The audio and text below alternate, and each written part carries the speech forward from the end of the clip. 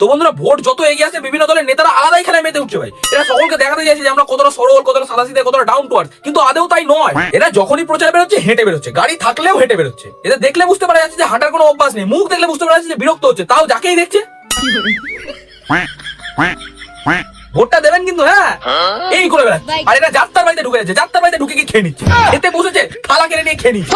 যাদের বাড়িতে দেখছি যে রান্না হয়নি, নিজে রান্নাঘরে ঢুকে রুটি আলু চচ্চড়ি রান্না করে নিজেও খাচ্ছে, তাদেরকেও খাওয়াচ্ছে। আর রুটি বানাচ্ছে একটাও গোল হচ্ছে না, সব ভারতের ম্যাপ হয়ে যাচ্ছে।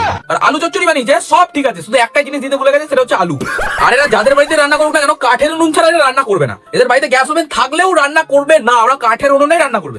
একটা বাড়িতে ঢুকেছে, বলছে দাদা আমরা এতটাও গরিব নয় যে আমাদের কাঠের উনুনে রান্না করতে হবে, আমাদের গ্যাস ওভেন আছে, গ্যাস ওভেনে রান্না করবো। বলছে না, আমি কাঠের উনুনেই রান্না করতে শিখেছি, আমি কাঠের উনুনেই রান্না করবো। জীবনে কোনোদিন রান্না করা ঢোকেনি, তার নাকি কাঠের উনুনে রান্না করেছে। একজনের বাড়িতে ওরকম রান্না করে কাঠের উনুন ঢুকে রান্না করেছে, একেবারে দেওয়াল ফেয়াল পুরো ধোঁয়ায় কালো করে দিয়েছে, ওকে মেরে বের করেছে। বলছে তোমাকে ভোট দেবো না, তোমাকে রান্না করে খাওয়া যাবে না, যাও ভাগো।